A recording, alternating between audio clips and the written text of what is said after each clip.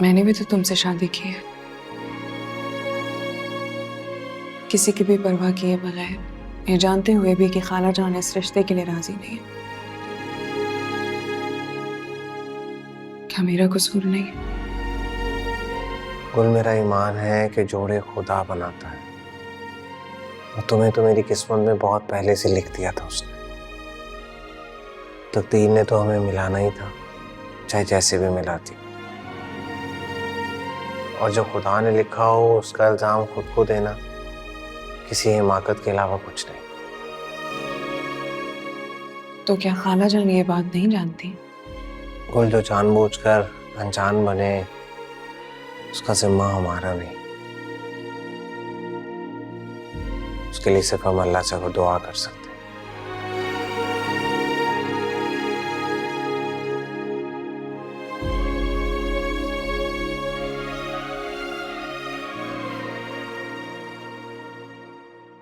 अम्मा, कुछ तो खुदा का खौफ किया होता अपनी प्रेग्नेंट बहू पे हाथ उठाते हुए। क्या हालत कर दी है तुम दोनों ने इसकी। अरे चोरी तने दम तो ले, ऐਵੇਂ तो अपनी माँ और बहन को इल्जाम दे रहा है। अरे कसम ले लो, जिसके नजदीक भी गए हो मन उसके में। तो फिर पिंकी भाभी की हालत कैसे हुई है, बताएं आप दोनों। इसने खुद ने की है। इसने अपना सर दीवार से मारा होगा, खुद को जख्मी किया होगा और इल्जाम हम पे लगा रही है।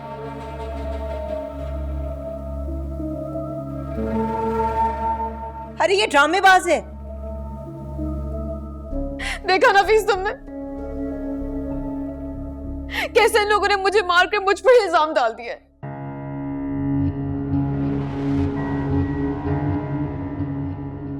भला अपने आप को कोई क्यों नुकसान पहुंचाएगा? नोमी भाई, मैं सही कह रही हूँ ना? तुझे खुदा गौरत करे, तबाह हो जा, बर्बाद हो जा। अभी तेरी जबान काट, मैं अभी काटती हूँ इसकी जबान। तो अब भी इसे मारने से बाज नहीं आ रही हो। पता नहीं मेरी खैर मौजूदगी में क्या क्या किया होगा आपने।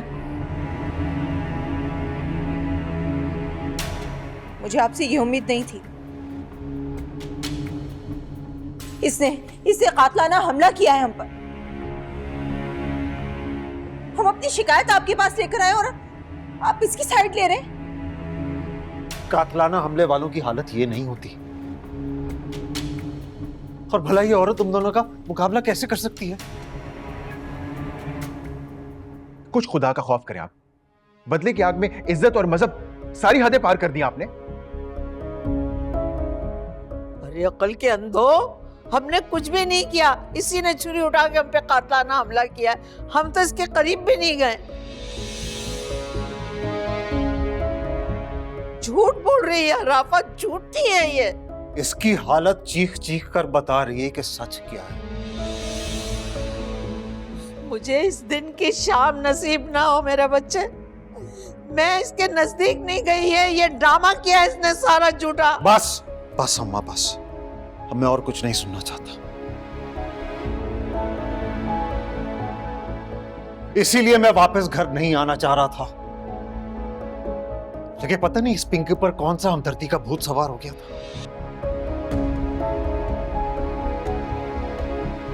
ये घर रहने के काबिल है? नहीं।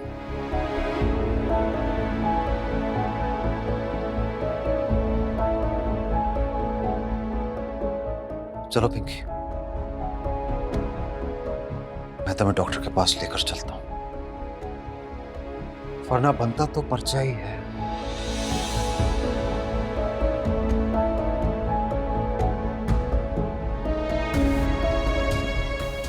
लेकिन क्या करूं, दूसरी तरफ मेरी मां बहन ही मुजरिम है।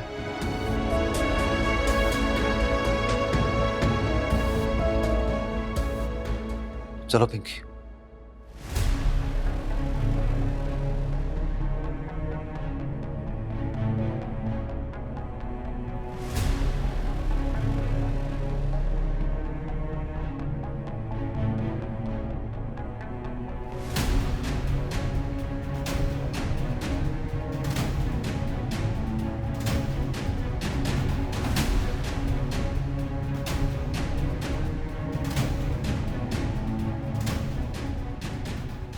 मैं भी सोच रहा हूं इस घर को छोड़ने का।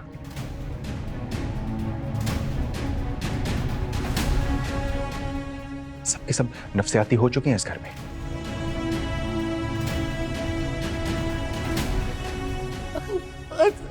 देखो सब, अरे हम लोग सच्चे हैं, वो झूठी है, वो झूठी है। देखा,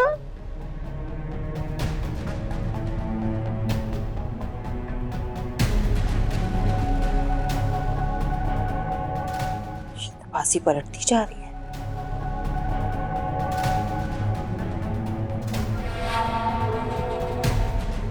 कुछ करना पड़ेगा।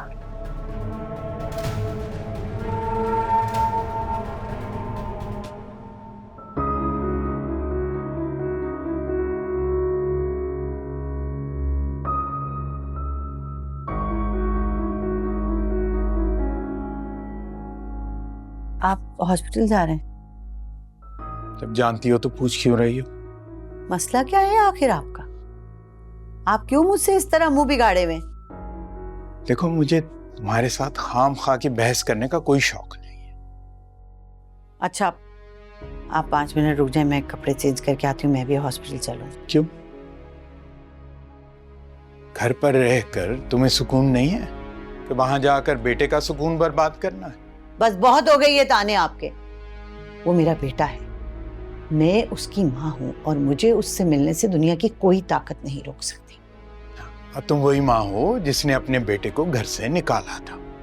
जी मानती हूं, लेकिन गुस्से में इंसान से बहुत कुछ गलत हो जाता है, बहुत कुछ वो गलत कह जाता है।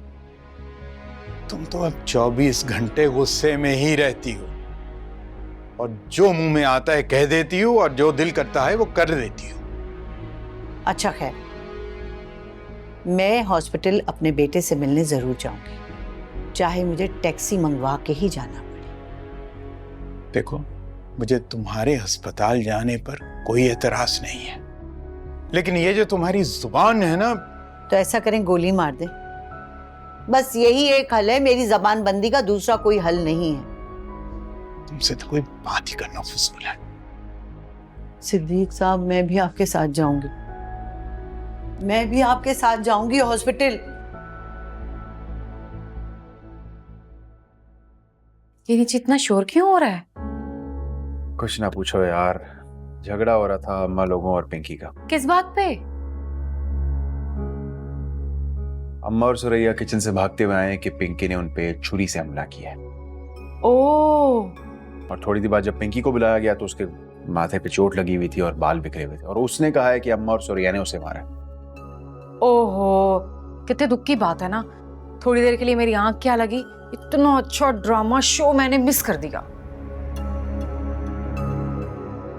खुदा का खौफ करो फातिमा, लड़ाई झगड़े करने वाले को अल्लाह ताला ने सख्त नापसंद किया। पता है आपको, कभी कभी आप ना मुझे दरसे निजामी के ना उस्ताद लगते हैं ऐसे मौकों पर। औरतों को कुछ भी समझाना अपना वक्त बर्बाद करने की तरह देता है। तो मैं सिर्फ इसलिए बता रहा हूं, नीचे जाके कोई ऐसी वैसी बात मत कर देना जिससे छोटी सी बात का बतंगड़ बन जाए। मैं नहीं भी करूंगी ना तभी बतंगड़ बन जाएगा। आपकी माँ बहन माशाल्लाह से इतनी टैलेंटेड है ना। वैसे ये जो आपकी बहन है कब वापस जा रही है? अभी तो आई है, जब तक दिल चाहे रह लेगी यहाँ पे। अच्छा सुने, आप जल्दी से रेडी हो जाएं। आज नीचे तक ना मैं आपको छोड़ने जाऊंगी।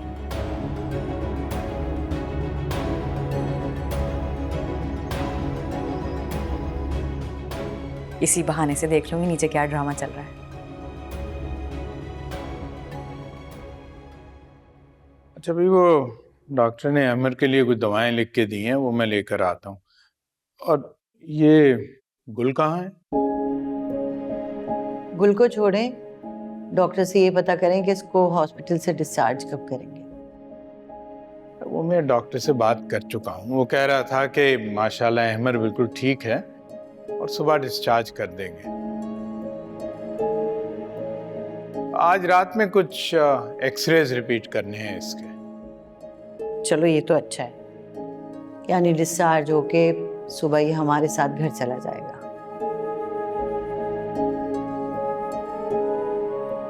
आपकी नाराजगी खत्म हो गई अम्मी?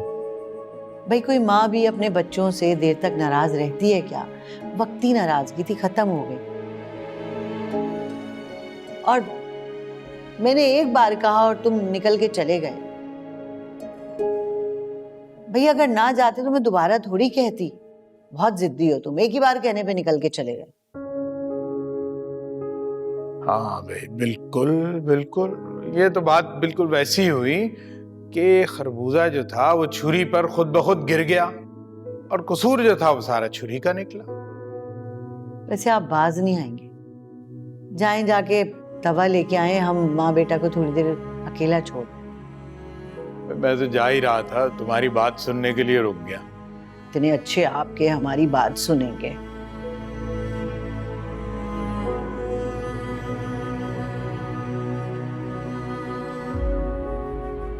आप कैसा महसूस कर रहे हो? कोई दर्द वगैरह तो नहीं है बॉडी में? अम्मी आप आ गई, आपकी नाराजगी खत्म हो गई, इसी बात ने मुझे ठीक कर दिया। अम्मी एक रिक्वेस्ट है आपसे। कहो। आप प्लीज गुल से भी अपनी नाराजगी खत्म कर दें। भाई तुमसे खत्म हो गई तो तुम्हारे साथ साथ उसे भी घर आने की इजाजत मिल गई। अभी इतना ही काफी, इससे ज्यादा की तवक्को ना रखना मुझसे।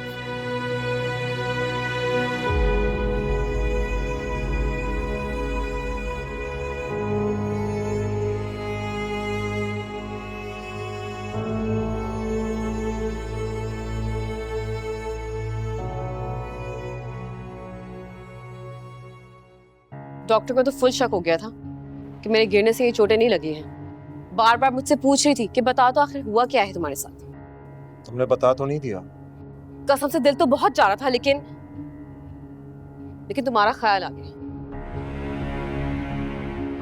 कि जैसी भी तुम्हारी माँ और तुम्हारी बहन है, खामखा जेल की ख्वारी देखनी पड़ जाती है उन दोनों। थैंक यू यार, मुझे तो बस टेंशन हो गई थी। हाँ जाहिर है, माँ और बहन का ही ख्याल आना है तुम्हें। मेरा तो कोई ख्याल नहीं है ना तुम्हें कि किस तरह बेदर्दी से इस हालत में मुझे मारा है इन दोनों ने। नहीं, मुझे तुम्हारी ही टेंशन थी, और सच पूछो तो इसमें तुम्हारी ही गलती है। ना तो मुझे कल वापस लाती, ना ये सब। मेरी सबसे बड़ी गलती पता क्या है? कि मैंने तुमसे शादी कर ली है ना? तुम मेरा मतलब नहीं समझियो, मैं तो बस ये कहना। अच्छा जो भी मतलब था तुम्हारा, मुझे घबराहट सी हो रही है, जाके मेरे लिए जूस लेकर आओ। हाँ ठीक है, मैं रिसेप्शन से पूछता हूँ, अभी आया, 2 मिनट में आया। जल्दी लाना।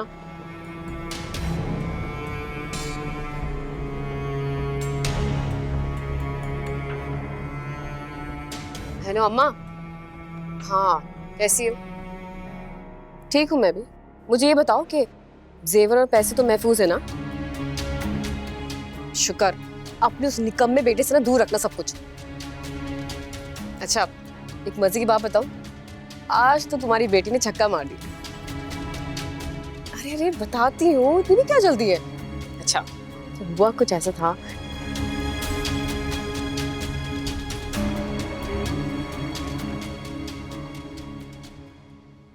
कैंटीन किधर है? मुझे क्यों भाग रही हो? इतना बुरा भी नहीं हूं मैं, पूरे साल भर तक तुम्हारा शौहर रह चुका हूं। मेरे रास्ते से हटो वरना मैं शोर मचा के सबको इकट्ठा कर लूंगी। तुम्हें क्या लगता है जिस मर्द ने खुलेआम तुम्हारे शौहर पर गाड़ी चढ़ा दी, वो तुम्हारी इन कीदड़ भपकियों से डर सकता है? अगर मैं चाहता तो अहमर को वहीं खत्म कर देता, लेकिन मैंने नहीं किया। तुमने?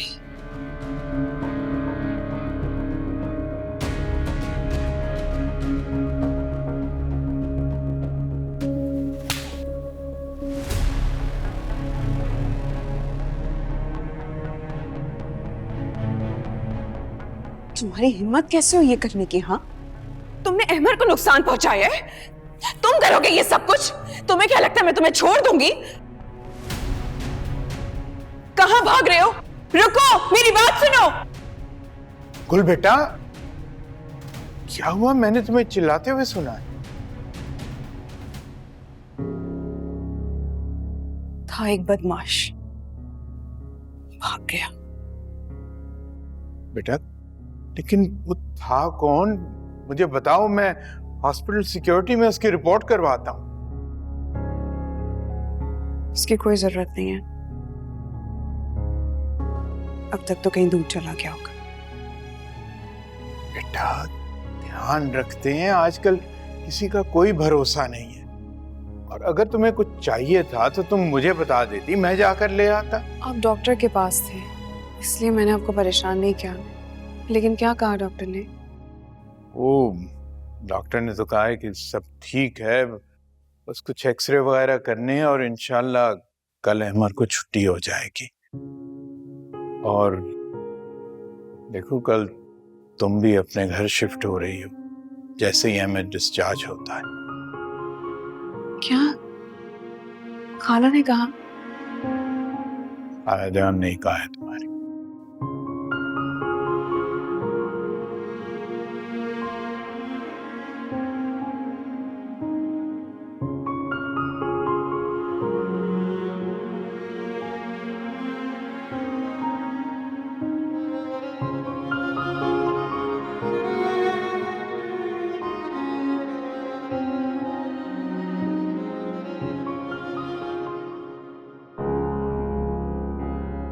क्या हुआ है तुम्हारे चेहरे पे? ये किस बात की लाली है? ऐसे लग रहा है जैसे किसी ने तुम्हारे हार्ट ने काट लिया था मुझे अस्पताल में। तुम अपने फजूल के अंदाजे मत लगाओ। मैंने क्या कहा है ऐसा जो तुम मुझ पे इतना गुस्सा हो रहे हो?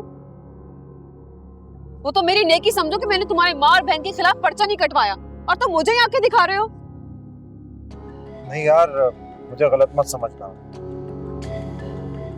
मुझे तो बस इस बात की चिढ़ चढ़ी है कि आज हाथ उठाया, कल पता नहीं क्या होगा उस घर में।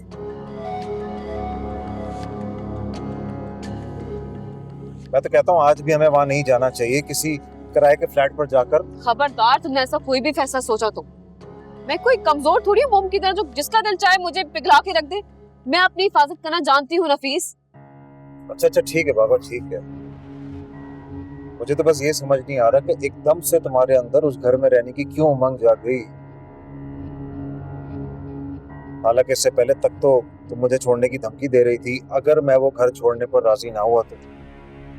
क्योंकि मेरे अंदर माँ की एक ममता पैदा होने लगी है और मुझे इस बात का एहसास होने लगा है कि अगर कल को मेरा बेटा मुझसे दूर हो तो मुझ पे क्या गुजरेगी। बस मैं आंटी को तकलीफ में नहीं देखना चाहती अब। कितनी अच्छी हो तुम। अम्मा और सुरैया तुम्हें उस घर में सुकून से कभी नहीं रहने देगी। मैं उनकी आदत को जानता हूँ। मैं कर लूंगी खुद को एडजस्ट। नफीस, तुम खुद सोचो, हम इतने बड़े करोड़ों का घर छोड़कर निकलेंगे तो हम कभी वहां घुस नहीं सकेंगे वापस। और कल को हमारे बेटे को खानदानी जायदाद में हिस्सा भी नहीं मिलेगा। अरे नहीं नहीं, रईस तो जान देता है मुझ पर। ये हिस्से वस्से का कोई मसला नहीं है। रईस तो जैसे बड़ा डिब्बा है ना। नफीस, तुम मेरी बात कान खोल के सुनो।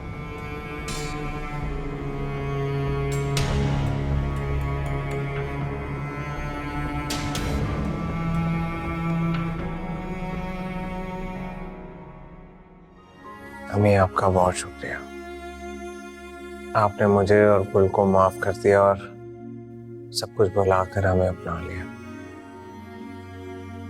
अहमर, मेरी औलाद हो बेटा, तुम्हें तो 100 खून माफ कर सकती हूँ, लेकिन उस लड़की को माफी इतनी आसानी से नहीं मिलेगी। क्या हो गया अम्मी? आप तो इतनी रहमदिल थी, मेहरबान थी, और अब आप। हाँ, अब जालिम हो गई ना, तो इसमें भी उसी लड़की का कसूर है।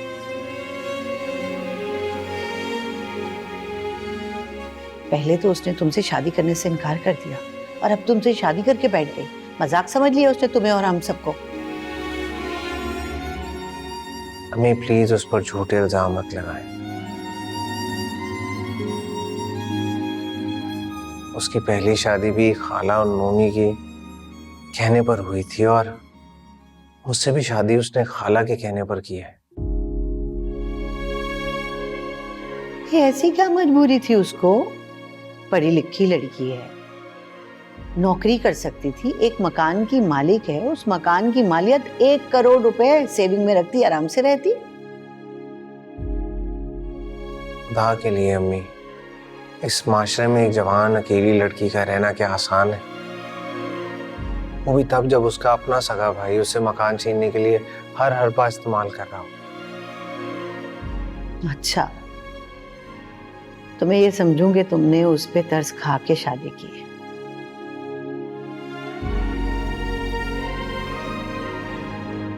तुम उस पे तरस खा सकते हो, लेकिन मुझसे उम्मीद मत करना।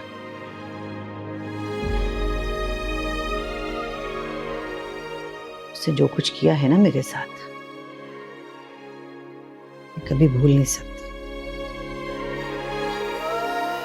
बेटा, तुम यहाँ क्यों खड़ी हो गई?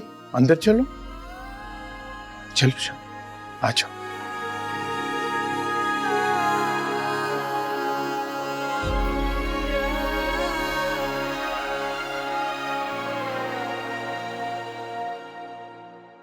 अरे, तो हमसे भी 4 हाथ आगे निकल गई है। मैंने सोचा था कि तू और मैं मिल के ना इसका नाक में दम कर देंगे, ये यहाँ से निकल जाएगी। तो हमें निकालने पे लग गई है। हाय लम्मी, हम तो उसके आगे बड़े सीधे साधे से निकले। अरे वो तो पूरी डाइन है, डाइन। और ऐसी डाइन 8वें घर पर भी हमलावर हो जाती है। अम्मी, अब हमें भी कोई इंतजाम करके रखना पड़ेगा। अरे ये 8वां बदनसीब घर हमारा ही होना था। कहीं और जाके मरती मनहूस हमारे ही गले पड़ना था इसे। अम्मी, ये सारी गलती ना आपके उस लाडले बेटे की है। नफीस भाई ने ना सारी जिंदगी उल्टे ही काम किए हैं, हमें ही नुकसान पहुंचाना आया है उनको। तो क्या करूं, बेटा है मेरा, घर से तो निकाल नहीं सकती, ना ही जिंदगी से। अच्छा तो ठीक है, बजाती रहे अपने गले में पड़ा ढोल। उनसे तो अच्छे रईस भाई हैं, कम से कम उन्होंने आपके आगे अपनी बीवी की एक चलने नहीं दी कभी। अरे हाँ, वो बेचारा मुझे मना करता रहता था कि नफीस से ज्यादा लाड और प्यार ना करो, लेकिन मैं उसकी बात नहीं मानती थी। मैं ही ना समझती ईमान से। अम्मी, बस मान लें आप, ये नफीस भाई तो हमारे हाथ से निकले ही निकले। पता नहीं उस चुड़ैल पिंकी ने क्या तावीज कर दी है। अरे तावीज से याद आया मुझे, तू मुझे किसी पीर के पास ले जाने लगी थी ना। अम्मी रहने दें उस पीर को। तावीज और चिल्ला करने के ना 1 लाख से कम नहीं लेता वो। इतना महंगा पीर? कहीं कमबख्त पेरिस का बंगाली तो नहीं है? अम्मी रहने दें, मुझे तो पता है आप इतनी फीस कभी भी नहीं देंगी। मैं तो कहती हूँ अपने पुराने वाले बाबा से ही कोई तावीज बनवा लें। अरे क्यों नहीं दूंगी फीस?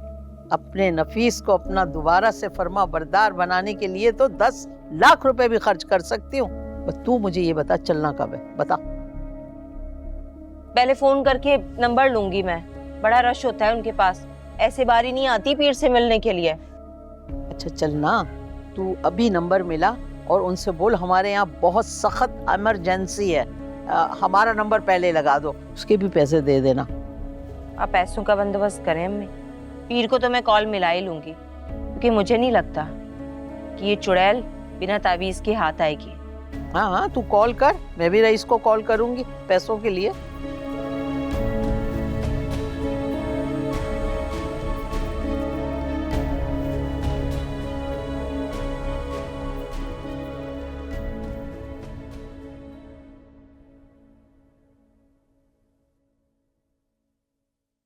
अस्सलाम वालेकुम। वालेकुम भाई, आप क्यों आए? कोई काम था तो मुझे बुला लेते, मैं आ जाता। काम तो मेरा ही था, तो मुझे लगा कि खुद जाकर तुमसे बात करूं। और सुनाओ, कैसा चल रहा है तुम्हारा काम कारोबार? अच्छा चल रहा है, बस एक नई डील हुई है, उसी पे वर्किंग कर रहा हूँ। आप बताएं, आपका कैसा चल रहा है सब? यार तुम तो ठहरे किस्मत के धनी बंदे, जो काम करते हो वो चल पड़ता है। भाई इतना बड़ा मंदा चल रहा है, ऑफिस का किराया निकालना भी मुश्किल हो रहा है। कोई किस्मत का धनी नहीं होता भाई। अल्लाह कहता है कि इंसान को वही मिलता है जितने की वो कोशिश करता है। तो तुम्हारे कहने का ये मतलब है मैं कोशिश ही नहीं करता काम करने की? मैं ये नहीं कह रहा हूँ भाई, मैं सिर्फ इतना कह रहा हूँ कि आप कोशिश तो करते हैं लेकिन बहुत कम। खैर, आप बताएं क्या काम था? हाँ यार, तुम तो जानते हो कि अम्मा और सुरैया कैसे हाथ धोकर मेरी बीवी के पीछे पड़ गई। जी हाँ, मैंने कोशिश की थी अम्मा को समझाने की, लेकिन जानता हूँ, लेकिन तुम तो अपने आप में ही लगे रहते हो। लेकिन अब मुझे धड़का लग गया कि अगर पिंकी या मेरे बच्चे को कुछ हो गया तो। इंशाल्लाह ऐसा कुछ नहीं होगा भाई। बस अम्मा और सुरैया का वक्ती गुस्सा है, गुबार है, निकल जाएगा। और आपको पता है ख़वातीन में ये सब चलता ही रहता है, हर घर का मसला है तो आजकल।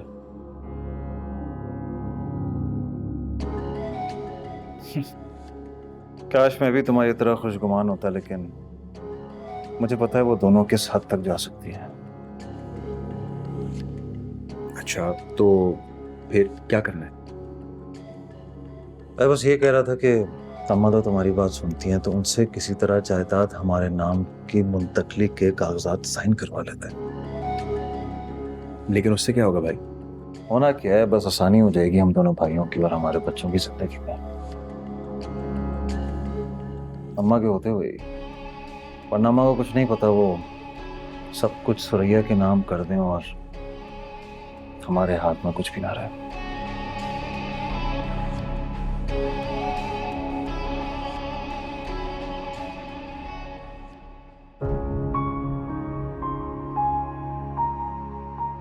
कुछ ही दिनों में कितना बड़ा हो गया ये।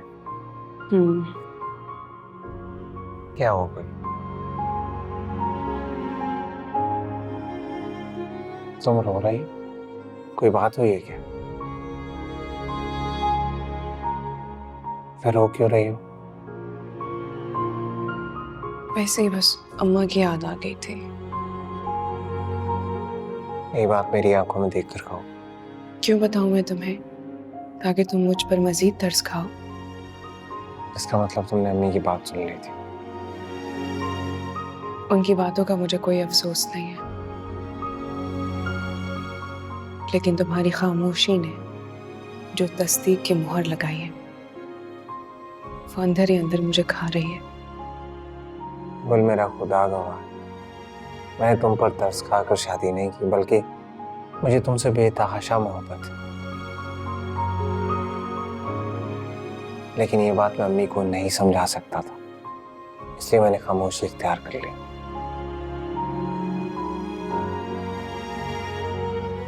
और मेरे दिल की हर धड़कन में सिर्फ तुम ही तुम हो। तुम्हारे अलावा मैं किसी से मोहब्बत कर भी नहीं सकता था, और ना कभी की है। तो मेरा यकीन करो, मैंने तुमसे शादी तरस खाकर नहीं, अपनी सिर्फ मोहब्बत की वजह से की है।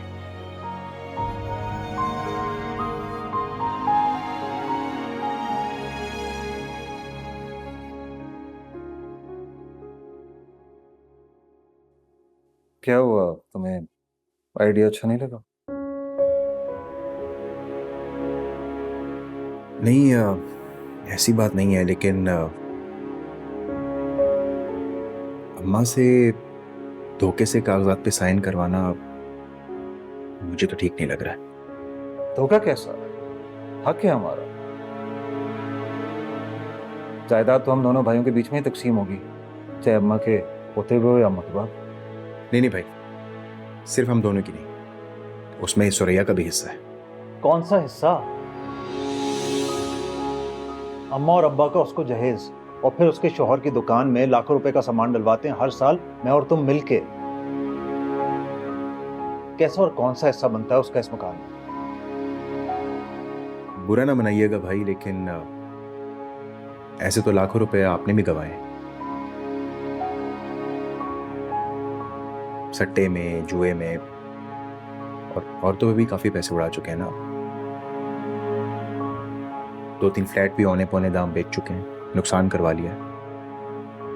करोड़ों रुपए मैं आपको आपके बिजनेस के अदा कर चुका हूं, जो आपने सब गवा दिए, और फिर भी आप उस मकान में से हिस्से की बात कर रहे हैं।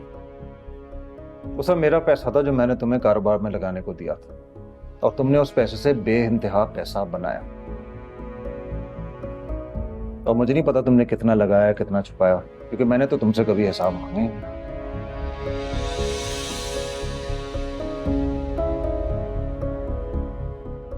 मुझे पहले ही अंदाजा था कि आप एक ना एक दिन इस तरह की बात जरूर करेंगे, और उसी दिन के लिए मैंने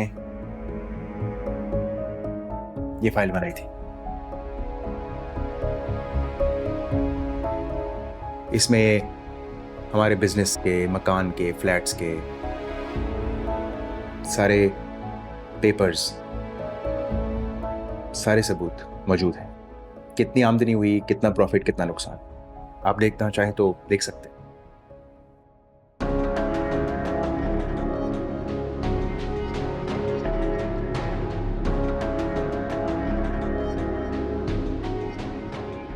लो यार, तुम तो गुस्सा ही कर गए। मैंने तो बस एक बात की थी कि क्या जरूरत है सुरैया को कुछ भी देने की। उसने सब कुछ वैसे ही मम्मी के हाथ में थमा देना है। घर की जायदाद बाहर क्यों जाए?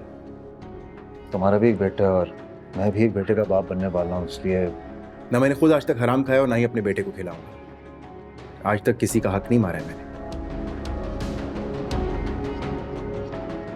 और मैं आपको भी यही एडवाइस दूंगा कि ये शॉर्टकट से पैसे कमाने की बजाय अपने बिजनेस पे तवज्जो दें, शायद कुछ फायदा हो जाए। चाय मंगाऊं या ठंडा?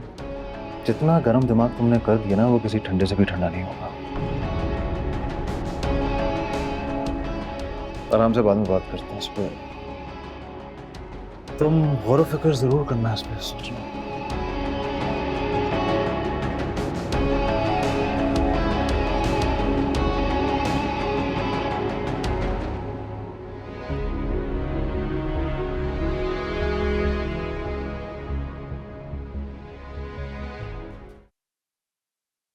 हाँ, इतनी धूल मट्टी थी अमर के कमरे में, इतनी। मैंने तो अल्लाह का नाम लिया, मुंह पे कपड़ा बांधा और सारा कमरा साफ कर डाला। अब देख कर आए, लशपश लग रहा है। तुमने अहमर के कमरे की सफाई की? हाँ अम्मा, बहुत गंदा हो रहा था। मैंने सोचा इतने टाइम बाद आ रहा है अपनी फैमिली के साथ, तो सफाई कर दूं। बेटा, तुम्हें क्या जरूरत है सफाई करने की? मुलाजमा से कहती, वो कर देती। वो इतने मरे मरे हाथों से काम कर रही थी, मुझे गुस्सा आ गया। मैंने उसे निकाला, मैंने कहा तुम जाओ, मैं खुद साफ कर लूंगी। मैंने पूरा कमरा खुद साफ कर लिया। बेटा, बिला वजह तुम अपने आप को ना जहनी और जिस्मानी मुशक्कत में डाल रही हो। वो कौन सा अकेला आ रहा है जो तुम उसके लिए इतनी लगन से उसके कमरे साफ कर रही हो? मैं वो पुरानी रोती धोती नौशी नहीं हूँ, मैच्योर हो गई हूँ। मुझे पता है हमारा अकेले नहीं आ रहा, वो गुल के साथ आ रहा है। और इस हकीकत को तस्लीम करने में मुझे कोई प्रॉब्लम नहीं है।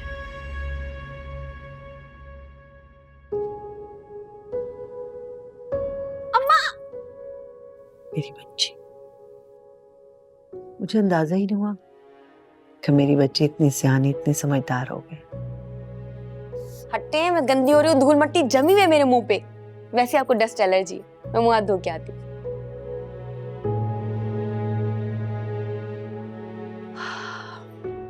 या अल्लाह, क्या हो जाता अगर ये मेरी बहू बन जाती?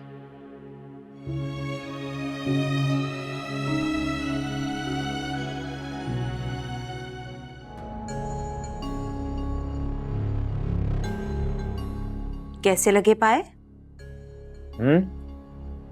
यार सुरैया, बहुत मजे के हैं भाई। ये कब बनाए तुमने?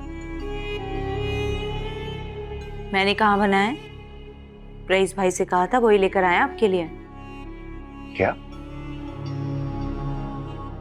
सुरैया, क्या जरूरत थी इतना तरद्दुद करने की? मेरा मतलब है कि देखो, जो घर पे बना होता है मैं वही खा लेता। ऐसे ही खा लेंगे आप इस घर के इकलौते दामाद हैं। सुरैया का शौहर होना कोई मामूली बात नहीं है। इस घर के एक एक फर्द का फर्ज बनता है कि आपकी खिदमत करें। सुरैया, हम लोग इस घर में चंद महीनों के लिए हैं, चंद दिनों के लिए नहीं। देखो साफ बात है, यूं अच्छा नहीं लगता ना। मैं तो बस यही कह रहा था, आगे मर्जी है तुम्हारी। ये अच्छा बुरा लगना ना आप मुझ पे छोड़ दें। चेक कैश करवाया आपने? अरे हाँ, मैं सोच रहा था कि अभी दुकान जाने से पहले बैंक चला जाऊं, और अब पैसे ज्यादा हैं तो मैं सोच रहा था क्यों ना घर लाने के बजाय अपने अकाउंट में डिपॉजिट करा दूं। क्या कहती हो तुम? नहीं नहीं, बैंक वाले ना पहले ही पैसे काट चुके हैं और काट लेंगे। आप एक काम करें, पैसे सीधा लेकर ना घर आए। अरे रईस भाई को साथ ले जाए ना, वो तो वैसे इतनी डील करते हैं लाखों की, वो ठीक है, उनको साथ ले जाए। क्या तुम पहले मुझे कह रही थी कि घर में किसी को भनक नहीं पड़नी चाहिए, अब तुम कह रही हो कि रईस को उठा के साथ ले जाऊं। हद तो गई है। रईस भाई की खैर है, सारा दिन घर में ही कहाँ होते हैं, इसलिए कह रही हूं उन पे भरोसा कर सकते हैं।